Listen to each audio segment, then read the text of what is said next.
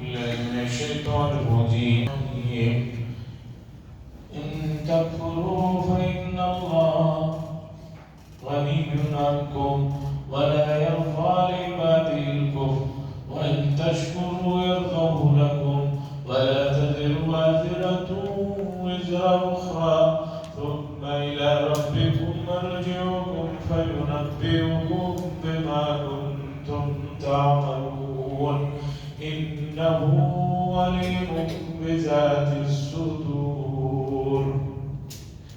حضرات 23ویں پارے میں بالکل آخر میں ایک سورت شروع ہوتی ہے، سورت الزمر. یہ مکی سورت ہے.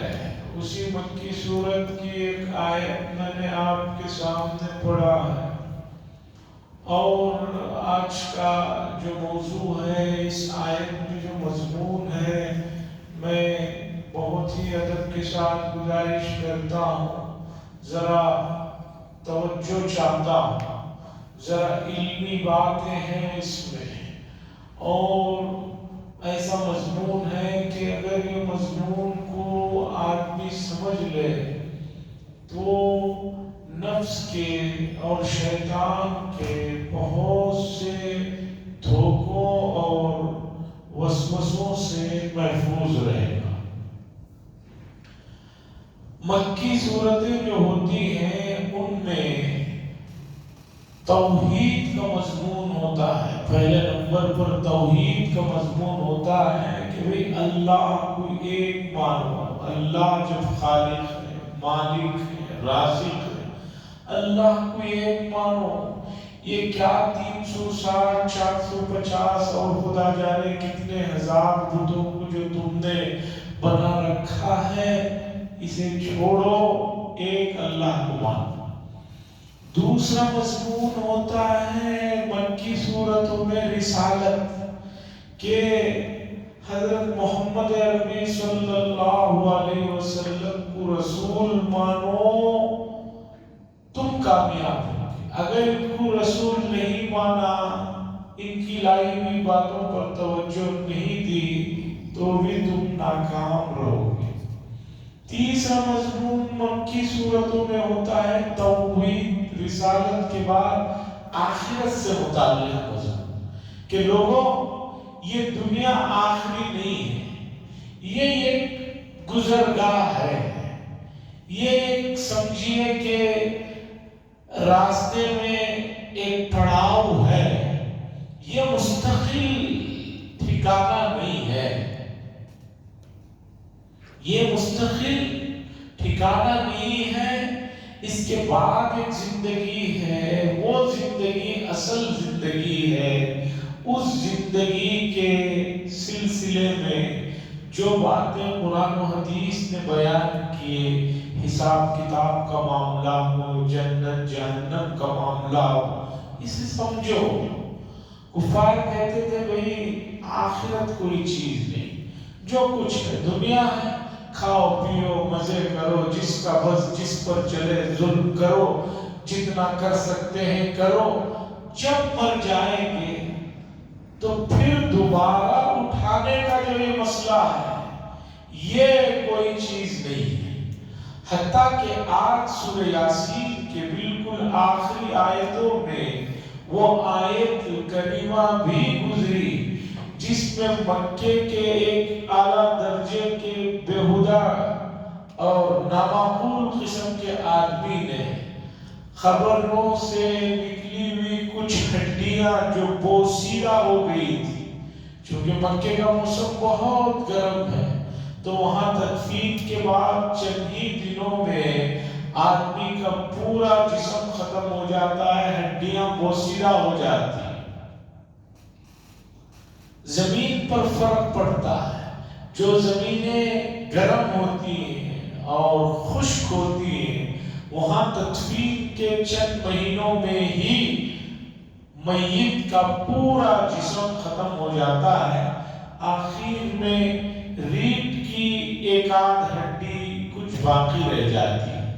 اور جو زمینیں نرم ہوتی ہیں، جہاں نمی بہت ہوتی ہے، بالو ہوتی ہے، وہاں پر میت یعنی اس کا جسم ایک ذرا زیادہ عرصے تک محفوظ رہتا ہے، کبھی 2 سال تک رہتا ہے، اس کے بعد وہاں بھی جو ہے وہ چیزیں بوسیدہ ہو جاتی ہیں، آخر میں کچھ ہڈیاں رہ جاتی ہیں، بس خاص طور پر پیٹھ کی ہڈیاں کچھ باقی رہ جاتی ہیں۔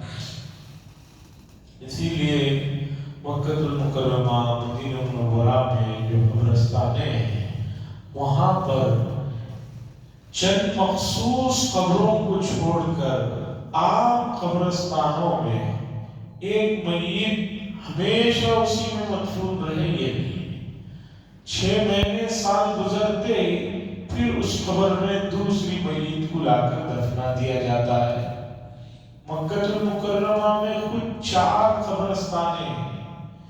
ایک قبرستان تو وہ ہے جو ہم سب لوگ عمرہ حج کو جانے کے موقع پر دیکھتے ہیں، جنت المعلا، جنت المعلا کہتے ہیں، اصل میں ہے وہ معلا، صحیح لفظ ہے معلا۔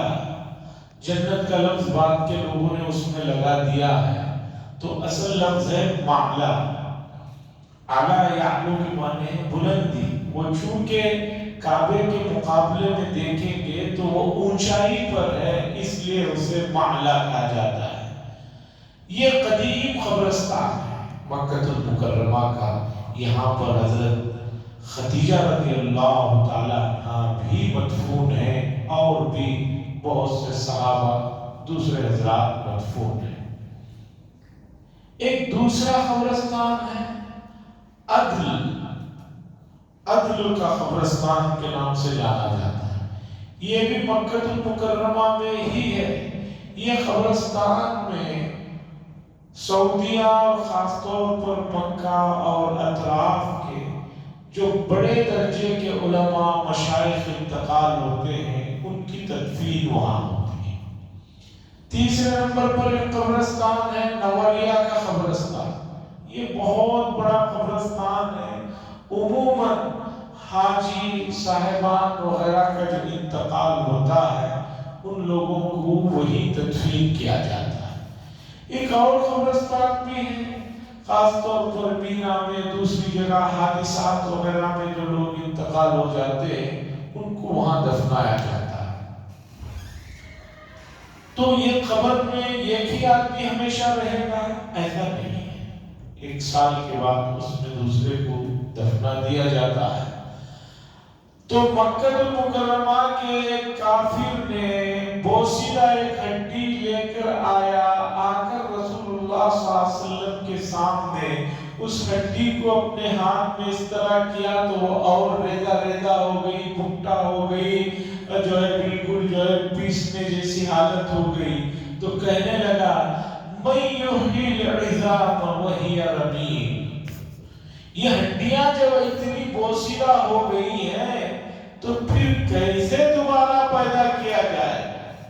اللہ نے فرمایا قل یحییھا الذی انشأھا اول مرہ، کہہ دیجئے کہ اللہ نے پہلی مرتبہ تمہیں کس طرح پیدا کیا تھا؟ وہ یاد ہے کسی کو کہ پہلی مرتبہ کیسا پیدا ہوا تھا؟ کس کمزوری کی حالت میں ماں کے پیٹ سے ہوتے ہوئے دنیا میں آیا تھا؟ جو ذات پہلی مرتبہ بنا سکتی ہے وہ بعد میں بھی بنا سکتی ہے، یہ کوئی بڑا مسئلہ نہیں ہے۔ تو مکے کے لوگوں کو آخرت کی بات کرتی، وہ کہتے تھے نہیں بھئی آخرت کی بات مت کرو، پھر دنیا میں سیدھا رہنا پڑے گا، پھر دنیا میں ظلم نہیں کر سکتے۔ وہ کہتے تھے جو کچھ ہے یہی ہے۔ وہ جو کہا کرتے تھے اسی طرح کے خیالات کے لوگ دنیا میں ہر زمانے میں موجود ہیں۔ وہ کہتے ہیں کہ اس دنیا کے بعد آگے کی دنیا نہیں ہے، لیکن اس مسئلے کو قرآن و حدیث سے تو سمجھایا جا سکتا ہے، توریت اور انجیل سے بھی سمجھایا جا سکتا ہے۔ جو لوگ مذہبی نہیں ہوتے، جو کسی مذہب کو نہیں مانتے، ان کو عقلی دلائل سے سمجھانا ہے، اور عقلی دلائل پر بھی اس موضوع پر بہت کام ہوا ہے۔ اگر آدمی چاہے تو عقلی طور پر بھی مذہب کی بات تو مانتا نہیں، میں مانوں گا کہ پھر قرآن میں ہے تو میں مانتا ہوں، حدیث میں ہے تو میں مانتا ہوں۔ ایک آدمی ہے جو قرآن کو نہیں مانتا، حدیث کو نہیں مانتا، توریت انجیل کو نہیں مانتا، کسی بھی مذہبی کتاب کو نہیں مانتا، اب اسے آپ کہیں گے کہ آسمان سے یہ بات آئی ہے، یہ اٹھایا جائے گا، تو وہ اسے مانے گا نہیں، اسے منوانے کا الگ طریقہ ہے عقلی طور پر، اس پر بھی بڑے دلائل ہیں۔ یہ اس وقت موضوع نہیں ہے، تو میں اس موضوع کو یہی چھوڑتا ہوں، میں آتا ہوں اس آیت کی طرف۔ اللہ فرماتے ہیں مکہ المکرمہ کے لوگوں سے جو کفر پر جمے ہوئے ہیں، ان تکفروا فإن اللہ غنی عنکم، اگر تم انکار کے راستے کو اپناؤ گے، انکاری میں لگے رہو گے، ایمان میں نہیں داخل ہوگے، فإن اللہ غنی عنکم، اللہ تبارک و تعالیٰ بے شک بڑے بے نیاز ہیں، تمہارے انکار سے انہیں کوئی نقصان ہونے والا نہیں ہے، تمہارے انکار سے اللہ کو کوئی نقصان ہونے والا نہیں ہے۔ پھر آگے اللہ فرماتے ہیں وَلَا يَرْضَى لِعِبَادِهِ الْكُفْرَ، اور اللہ تبارک و تعالیٰ کو تم لوگوں کا کفر ناپسند ہے، تمہارا انکار کرنا ناپسند ہے۔ کیوں ناپسند ہے؟ اس لیے کہ یہ تمہیں نقصان پہنچانے والی چیز ہے۔ وَإِن تَشْكُرُوا، اور اگر تم شکر ادا کرو گے تو اللہ تبارک و تعالیٰ تم سے راضی رہیں گے، فإن اللہ یرضیٰ، اللہ تم سے راضی رہیں گے۔ بات سمجھیے، اللہ فرما رہے ہیں اگر تم نے کفر کو اپنایا تو اللہ بے نیاز ہے، وَلَا يَرْضَىٰ لِعِبَادِهِ الْكُفْرَ، اور اللہ تبارک و تعالیٰ پسند نہیں فرماتے بندوں سے انکار کو، کفر۔ یہاں آ کر لوگ الجھ جاتے ہیں، یہاں تقدیر کی بحث میں آ کر الجھ جاتے ہیں۔ آدمی کہتا ہے جب اللہ کو کفر پسند نہیں ہے تو پھر ایک آدمی اللہ کی پسند کے بغیر کافر ہے، سمجھ میں نہیں آتا۔ اس لیے کہ یہ ایک سبق ہمیں پہلے سے یہ پڑھایا گیا ہے، ہر چیز اللہ کی ارادے سے، مشیت سے، اس کے خلق سے، پیدا کرنے سے ہوتی ہے۔ جب اللہ کا ارادہ نہیں ہے، اللہ کی مرضی نہیں ہے، تو ایک آدمی کافر کیسے؟ ایک آدمی بے نمازی باہر کیسے گھوم رہا ہے؟ اللہ کو ناپسند ہے کہ وہ بے نمازی ہے، لیکن وہ بے نمازی ہے تو اس میں اس کا کوئی قصور نہیں ہے، اللہ کا نعوذ باللہ قصور ہے، اس لیے کہ اللہ کے ارادے اور مشیت اور خلق کے بغیر تو کوئی کام جب نہیں ہوتا، یہ پتا بھی اللہ کے ارادے کے بغیر نہیں ہلتا ہے۔ تو اب سوال یہ ہے کہ ایک آدمی کفر پر ہے، ایک آدمی گناہوں پر ہے، ایک آدمی روزے چھوڑنے پر تلا ہوا ہے، ایک آدمی چوری اور ڈکیتی پر تلا ہوا ہے، تو پھر اسے سزا کیوں دی جا رہی ہے؟ یہ سوال ہوتا ہے، اور اس سوال کو بہت سے لوگ پوچھ بھی لیتے ہیں اور بہت سے لوگ پوچھتے نہیں ہیں، ان اندر ہی اندر یہ سوال ان کو کھائے جاتے رہتا ہے۔ کفار بھی پوچھتے ہیں کہ بھئی تم کہتے ہو کہ تمہارے رب کی مرضی کے بغیر کچھ نہیں ہوتا، تو ہم اگر کافر ہیں، مشرک ہیں، نافرمان ہیں، تو اس سے جو ہے ان کے ارادے سے ہی ہے، ان کی مشیت سے ہی ہے۔ مثلا فلسطین میں ظلم و ستم ہو رہا ہے، اللہ کو وہ چیز ناپسند ہے، بھئی ناپسند ہے، بغیر ان کے ارادے کے پتا بھی نہیں ہل سکتا، تو اس کا مطلب جو کچھ وہاں ہو رہا ہے وہ اللہ ہی کی مرضی سے، ارادے سے ہو رہا ہے، تو پھر مارنے والے ظالم کیسے ہوئے؟ جتنے چیزوں پر آپ نظر دوڑائیں گے آخر سوال یہاں رکتا ہے۔ آج اس کا جواب اس آیت کے تحت میں دینا چاہتا ہوں، علمی طور پر جو بات ہے اسے سمجھیے۔ دو چیزیں ہیں، ایک ہے خلق، ایک ہے کسب۔ ایک ہے خلق، خلق کے معنی پیدا کرنا،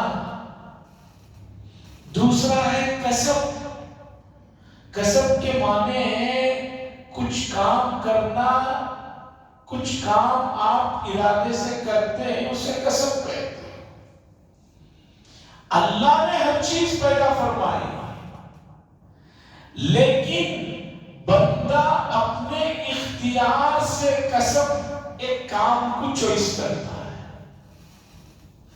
اہل سنت والجماعت کا عقیدہ یہ ہے کہ اللہ کی مرضی، ارادے، مشیت کے بغیر کوئی چیز نہیں ہوتی۔ اللہ خیر کے بھی خالق ہے اور جو شر ہے، کفر ہے، اس کے بھی خالق ہے، لیکن اللہ کو کفر اور شرک اور برائی پسند نہیں ہے۔ یہ اہل سنت والجماعت کا عقیدہ ہے۔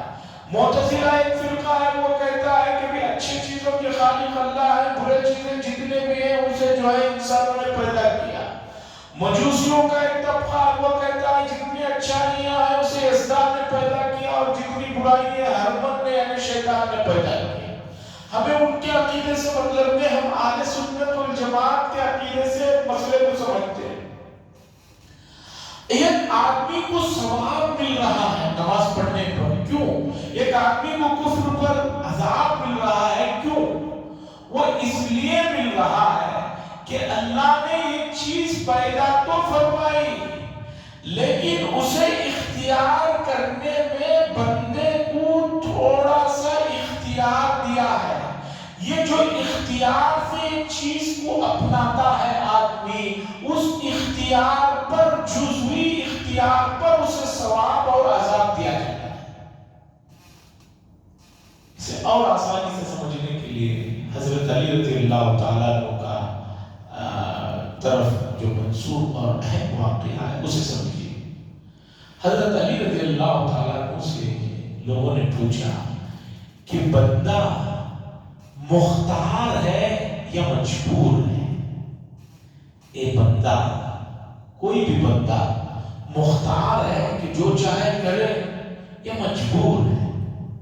حضرت علی نے فرمایا نہ مختار مطلق ہے نہ مجبور مطلق ہے، یعنی مکمل اور جو چاہے وہ کرے ویسا بھی نہیں ہے، اور مکمل بے بس اور مجبور بھی نہیں۔ پھر حضرت علی رضی اللہ تعالیٰ عنہ نے اس آدمی سے کہا کہ تم کھڑے ہو جاؤ۔ وہ آدمی کھڑا ہو گیا۔ حضرت علی بن ابی طالب نے فرمایا ایک پیر اٹھاؤ۔ وہ آدمی کھڑے ہو کر ایک پیر کو اٹھایا۔ حضرت علی نے فرمایا دوسرے پیر کو بھی اٹھاؤ رضی اللہ تعالیٰ۔ اس نے کہا نہیں اٹھا سکتا۔ حضرت نے فرمایا یہی ہے تقدیر کا مسئلہ کہ تقدیر میں تمہیں اتنا اختیار بھی نہیں دیا گیا کہ تم ایک پیر بھی نہیں اٹھا سکتے، اور نہ تمہیں اتنا مجبور کیا گیا ہے کہ جو ہے تم اتنا اختیار بھی نہیں دیا گیا کہ تم دونوں پیر اٹھا لو، اور اتنا مجبور بھی نہیں رکھا گیا کہ تم ایک پیر بھی نہیں اٹھا سکتے۔ دیکھیے ایک کمپنی زہر بناتی ہے، ایک کمپنی کوئی زہر بناتی ہے۔ زہر بنانا برا نہیں ہے۔ ایک آدمی زہر بناتا ہے، کمپنی زہر بناتی ہے، حکومت کی بھی اجازت ہے، پورے ڈاکیومنٹ سب ہے۔ وہ زہر بنایا گیا ہے کسی دواؤں میں استعمال کے لیے، فلاں چیز کے لیے، فلاں چیز کے لیے، بہت ساری چیزوں کے لیے، جیسے کہ سانپ کا زہر ہے، انتہائی پاورفل ہوتا ہے، لیکن آپ کو یہ جان کر بڑی حیرت ہوگی کہ سانپ کے زہر کو بہت سی بیماریوں میں دوا کے طور پر استعمال کیا جاتا ہے، اور وہ دوائیاں انتہائی مہنگی ہوتی ہیں۔ وہ زہر اس بیماری کا توڑ ہوتا ہے۔ بہت پہلے میرے پاس ایک نوجوان آیا، آ کر پوچھنے لگے کہ زہر کا کاروبار کرنا کیسا ہے؟ میں نے کہا کہ حکومت کی اجازت ہے تو کر سکتے ہیں، حکومت اگر اسے منع کرتی ہے تو نہیں کر سکتے۔ اس نے کہا کیوں؟ میں نے کہا کہ شریعت یہ بتاتی ہے ایک آدمی کو اپنی عزت نفس کی حفاظت کرنا بھی فرض ہے۔ اگر تم نے حکومت کی اجازت کے بغیر وہ کام کیا تو ایلیگل ہوگا، اور اگر تم پکڑے گئے تو جیل میں جاؤ گے، اور جیل میں جانے کا مطلب یہ ہے کہ اپنے نفس کو، اپنی عزت کو تم نے گنوایا ہے، اور اللہ فرماتے ہیں کہ اپنی عزت کی حفاظت کرو، ایسا کام مت کرو جس سے تمہاری عزت نفس داؤ پر لگے۔ تو زہر کی کمپنی زہر بناتی ہے۔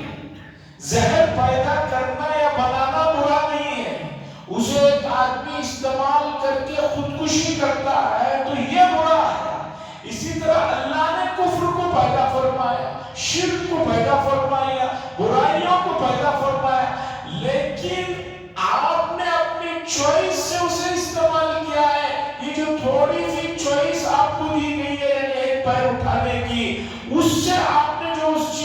برائی کو لیا ہے اس پر آپ کو عذاب دیا جا رہا ہے، اور وہ نہ کرو تو اس پر آپ کو ثواب دیا جا رہا ہے۔ تقدیر کا مسئلہ والقدر خیری و شری، کہ ہم ایمان لاتے ہیں اچھی تقدیر پر بھی اور بری تقدیر پر بھی۔ تقدیر کے معنی ہے ازلی پلاننگ۔ اللہ نے ازل میں دنیا کو پیدا فرمانے سے پہلے پلاننگ فرمائی۔ جیسے ایک انجینئر ایک بلڈنگ بنانے سے پہلے ایک پلان بناتا ہے، اس طرح ایک پلاننگ اللہ نے فرمائی، اور اس میں اللہ نے یہ اچھی چیزیں ہیں یہ بری چیزیں ہیں، ایمان اچھی چیز ہے کفر بری چیز ہے، نکاح اچھی چیز ہے اس کے مقابلے میں زنا بری چیز ہے۔ اور اللہ نے انسانوں کو پیدا فرمانے کے بعد ان کے اندر تھوڑا سا اختیار بھی دیا، اس لیے کہ اگر اختیار نہ دیا جائے، ان کو مجبور کیا جائے ایک ہی چیز پر رہنے کے لیے، تو پھر جنت اور جہنم کا کوئی مطلب ہی نہیں رہ جاتا۔ تو اللہ نے اختیار دیا، پورا اختیار نہیں دیا، پورا اختیار دیا تو پھر آدمی خدا بن کر بیٹھ جائے گا۔ تو تقدیر کے معنی ہے پلاننگ۔ اللہ نے ازل میں پلاننگ کی، اور اس پلاننگ میں اللہ کے یہ اچھی چیزیں ہیں یہ بری چیزیں ہیں۔ اب اگر کوئی بری چیزوں کو اختیار کرتا ہے تو اللہ نے اسے مجبور نہیں کیا۔ ہاں آپ یہ کہہ سکتے ہیں اللہ نے اسے کیوں پیدا کیا؟ پیدا اس لیے کیا تاکہ انعام دیا جائے نہ کرنے والوں پر اور پکڑ کیا جائے۔ اب کوئی آدمی کہے جب زہر کھانے سے آدمی مرتا ہے تو حکومت زہر بنانے کی اجازت کیوں دیتی ہے؟ بھئی حکومت اجازت اس لیے دیتی ہے کہ اس سے جو ہے مچھروں کو مارا جائے، کیڑے مکوڑوں کو مارا جائے، جنگلی زہریلے جانوروں کو مارا جائے۔ اب اسے مارنے کے لیے جو چیز بنائی گئی وہ کوئی اٹھا کر کھا لے اور یہ کہے کہ بھئی حکومت کی یہ میری بات سمجھ میں نہیں آتی، جب زہر جو ہے نقصان دہ ہے تو بنانے کا حکم ہی کیوں دیا؟ اسی طرح سمجھیے کہ کفر ہے، شرک ہے، گناہ کی جو چیزیں ہیں اللہ نے اسے پیدا تو فرمایا، لیکن تم اسے اختیار کیوں کر رہے ہو؟ اسے اختیار کرنے کے لیے اللہ نے تمہیں مجبور نہیں کیا۔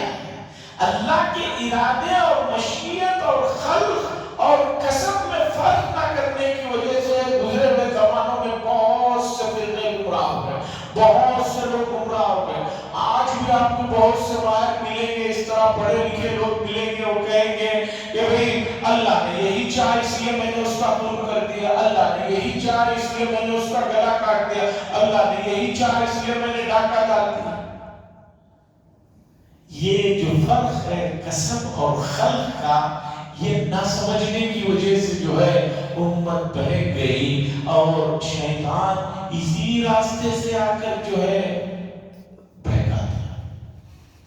مشہور واقعہ ہے، غالباً عبد القادر جیلانی رحمہ اللہ کے ساتھ یا کسی اور کے ساتھ ابلیس سے ان کی ملاقات ہو گئی۔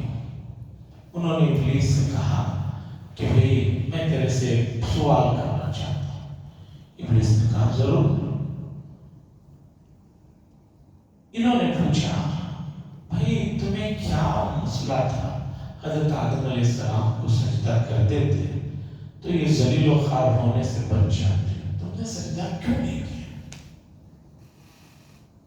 ابلیس عالم ہے، علم جانتا ہے، کیسے بات کو گھمانا اسے آتا ہے۔ ابلیس نے کہا کیسی بات آپ کر رہے ہیں اتنے بڑے اللہ کے ولی، ہاں میری سمجھ میں نہیں آ رہا ہے، میں کیسے آدم علیہ السلام کو سجدہ کرتا؟ سجدہ کرنا تو شرک ہے، میں تو موحد ہوں، توحید پر ہوں، میں کیسے سجدہ کرتا؟ تم کیسی بات پوچھ رہے ہیں؟ اس نے اس طرح بات کہی، وہ اللہ والے سوچنے لگے بات تو ٹھیک ہی کہہ رہا ہے، بات تو ٹھیک ہی ہے، غیر اللہ کو سجدہ کرنا تو حرام ہے۔ وہ کہنے لگا غیر اللہ کو سجدہ حرام ہے تو میں کیسے کر سکتا تھا، تم بتاؤ۔ وہ اللہ والے تھوڑی دیر کے لیے اس کی اس داؤ پچھ میں ایسا الجھے کہ وہ خود پریشان ہو گئے۔ اتنے میں اللہ تبارک و تعالیٰ کی طرف سے رہنمائی ہوئی اور ایک آواز غیر اسے سنائی دی کہ اس کمبخت اور نالائق سے پوچھو کہ حکم کس نے دیا تھا؟ جب اللہ ہی نے حکم دیا تھا تو اب تو یہ اس سے کیا مسئلہ کہ وہ جائز ہے یا نہ جائز؟ جب اللہ خود کہہ رہے ہیں یہ کام کرو، تمہیں بحث نہیں ہونی چاہیے۔ تو اس طرح تقدیر کے مسئلے میں یہ سمجھیے کہ تقدیر کے معنی یہ نہیں ہے کہ اللہ نے آپ کو مجبور کر دیا ہے کہ آپ جو ہے کفر کریں، اللہ نے مجبور کر دیا ہے کہ آپ یہ کریں، نہیں نہیں، فَأَلْهَمَهَا فُجُورَهَا وَتَقْوَاهَا، اللہ نے انسان کو پیدا کرنے کے بعد اس کے سامنے دونوں راستے رکھے۔ اب ایک آدمی اپنی فطری صلاحیتوں کو برباد کر کے گناہ کے راستے میں پڑا ہوا ہے تو یہ اس کا قصور ہے۔ ہر آدمی کے اندر فطری طور پر اللہ نے اتنی صلاحیت رکھی ہے کہ وہ خالق و مالک کو جانے پہچانے۔ تقدیر کے مسئلے کا مطلب یہ نہیں ہے کہ آدمی مجبور ہے اور جو آدمی غلط کام کر رہا ہے اس میں اس کا کوئی قصور نہیں ہے، جیسے کہ بہت سارے لوگ کہتے ہیں۔ ان سے کہیے پیدا کرنا گناہ کے کاموں کو، گناہ کو، یہ برا نہیں ہے، اسے اختیار کرنے پر پکڑ ہو رہی ہے۔ جیسے کہ میں نے مثال دیا کہ کمپنی زہر بنا رہی ہے تو زہر بنانا برا نہیں ہے، اسے پی کر خودکشی کر لینا یہ جرم ہے، یہ برا ہے۔ اتنی بات ہے، اللہ فرماتے ہیں ان تکفروا، اگر تم نے انکار کیا فإن اللہ غنی عنکم، اللہ بڑے بے نیاز ہے، اللہ کو تمہارے انکار سے، ان کی بادشاہت میں، ان کی تعریف کوئی فرق پڑے گا۔ وَإِن تَشْكُرُوا، اور اگر تم نے شکر ادا کیا تو اللہ تبارک و تعالیٰ جو ہے اس سے راضی ہوں گے۔ اور اللہ نے فرمایا وَلَا يَرْضَىٰ لِعِبَادِهِ الْكُفْرَ، اور اللہ کفر کو نہیں پسند کرتے۔ اس کے بعد اللہ نے فرمایا وَلَا تَزِرُ وَازِرَةٌ وِزْرَ أُخْرَىٰ، اور کوئی کسی کا بوجھ نہیں اٹھائے گا قیامت کے دن۔ جیسے دنیا میں ہوتا ہے کہ ایک آدمی گناہ کیا، دوسرے آدمی نے گناہ قبول کر کے جیل میں جا کر پڑا ہوا ہے۔ آپ کو یہ جان کر بڑی حیرانی ہوگی کہ بنگلور سینٹرل جیل کے اندر جو قیدی ہیں ان میں دن بدن امت مسلمہ کے قیدیوں کی تعداد بڑھتی جا رہی ہے، اور اس میں بے گناہوں کی تعداد بہت زیادہ ہے، اور وہ بے گناہ انہوں نے خود جو ہے اپنے گھریلو پریشانیوں سے کسی اور کے گناہ کو قبول کر کے وہاں پر پڑے ہوئے۔ لیکن انسان کو جو دکھایا جاتا ہے وہ اسے مانتا ہے۔ قیامت کے دن ایسا نہیں ہوگا کہ ایک بادشاہ اپنے نوکر سے کہے بھی میرا گناہ تم سر پہ لے لو، جہنم میں چلے جاؤ، میں یہاں بھی جو ہے جنت میں ایسی ہے وہاں چلے جاؤ۔ وَلَا تَزِرُ وَازِرَةٌ وِزْرَ أُخْرَىٰ ثُمَّ إِلَىٰ رَبِّكُمْ مَرْجِعُكُمْ فَيُنَبِّئُكُم بِمَا كُنتُمْ تَعْمَلُونَ إِنَّهُ عَلِيمٌ بِذَاتِ الصُّدُورِ۔ یہ آیت کا بہت جو ہے مختصر میں نے بات کہی، ورنہ اس کے بعد کی جو آیتیں ہیں وہ آیتوں میں بھی بڑا اہم مضمون ہے۔ خاص طور پر اللہ نے بتایا ایک آدمی وہ ہے کہ مصیبت کے وقت اللہ کو پکارتا ہے، مصیبت جاتی ہے پھر اللہ کو بھول جاتا ہے، اور ایک آدمی وہ ہے ہر وقت اللہ کو قیام میں بھی، رکوع میں بھی، سجدے میں بھی، خوشی میں بھی، غم میں بھی پکار رہا ہے۔ یہ دونوں برابر نہیں ہو سکتے، اس کا بڑا مقام ہے۔ اور یہ جو وقتی طور پر پکارتا ہے، غم ہٹتے پھر نافرمانی میں پڑتا ہے، یہ دونوں میں جو ہے بہت فرق ہے، اور علم والے اس بات کو سمجھ سکتے ہیں۔ اس مضمون کو بڑے پیارے انداز میں ان آیتوں میں اللہ تبارک و تعالیٰ نے 23ویں پارے کی سورہ زمر کے دوسرے رکوع میں تفصیل سے سمجھایا۔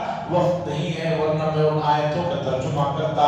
اللہ سے دعا کریں اللہ تبارک و تعالیٰ ہمیں اللہ تبارک و تعالیٰ کے نعمتوں کا احساس کرنے کی اور ان نعمتوں کے بدلے میں اس کی فرما برداری کرنے کی توفیق نصیب فرمائے۔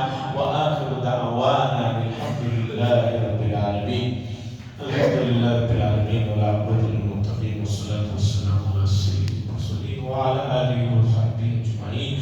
اللهم انا نسألك من خیر ما سألك منه نبیک وحبیبک محمد صلی اللہ علیہ وسلم، ونعوذ بک من شر ما استعاذ منه نبیک وحبیبک محمد صلی اللہ علیہ وسلم۔ وانت المستعان وعليك البلاغ ولا حول ولا قوة الا بالله العظیم. حضرات ووٹنگ کی 100% ووٹنگ ہو اس کے لیے ایک بات یہ سمجھ میں آ رہی ہے. جو مسلی ہیں آپ حضرات تو روز سن رہے ہیں, آپ تو جائیں گے انشاءاللہ ووٹ ڈالنے, لیکن جو لوگ مسجد میں آتے ہی نہیں ہیں, مسجد میں جو پبلک آ رہی ہے یہ میرے حساب سے 30 سے 35% ہے. عید کو بھی جو پبلک آتی ہے وہ 100% نہیں ہے. ایک آدمی نے مجھ سے کہا تھا فرض نماز تو میں جاتا نہیں, وہ عید کی نماز تو واجب ہے, میں اسے کیوں جاؤں. دیکھیے اس کی دلیل دیکھیے, کیسے دلائل.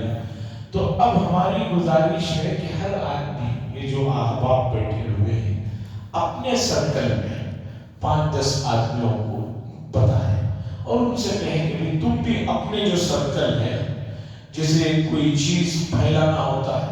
کئی سال پہلے آپ کو معلوم ہوگا اچانک اعلان ہوا کہ بھی جس نے بھی مہندی لگائی ہے وہ مہندی میں کچھ کینسر تھا. اچانک اعلان ہو گیا پورے بنگلور میں. رات میں صبح عید تھی, پوری رات آپ کو معلوم ہوگا کیا ہنگامہ رہا. سب لوگ پوچھتے رہے کہ بھئی تمہارے تو مہندی نہیں لگائے. اس سے پہلے ایک بار وہ جو ڈرگس ڈالا جاتا ہے وہ اس کے بارے میں خبر آئی کہ وہ جو بھی پلائے وہ بچوں کو ہی ہوا. ارے اس رات بھی وہ ہنگامہ رہا. وہ زمانے میں شاید دوسرے محلے میں تھا, مجھے میرے بھائیوں نے فون کیا کہ آپ نے بچوں کو تو ڈرگس نہیں پلایا. میں نے کہا میں تو عادت سے مجبور ہوں, پہلے دن ہمیں جانا پڑتا ہے, دوسرے دن وہ خود گھروں کے پاس آتے ہیں, اس لیے میں تو نہیں لے کر گیا. کہا بہت اچھا کیا. حالانکہ کوئی ایک کیس ہوا تھا, لیکن ایک رات میں جنگل کی آگ کی طرح بات پھیل گئی تھی. اسی طرح 100% ووٹنگ ہو, اس کے لیے دوست احباب میں یہ بات پھیلانی چاہیے. یہ ملک کے عدالت بھی اور ملک کے قوانین بھی یہی چاہتے ہیں کہ بھئی ہر آدمی ووٹ کرے تاکہ جو ہے ملک صحیح معنوں میں چلے.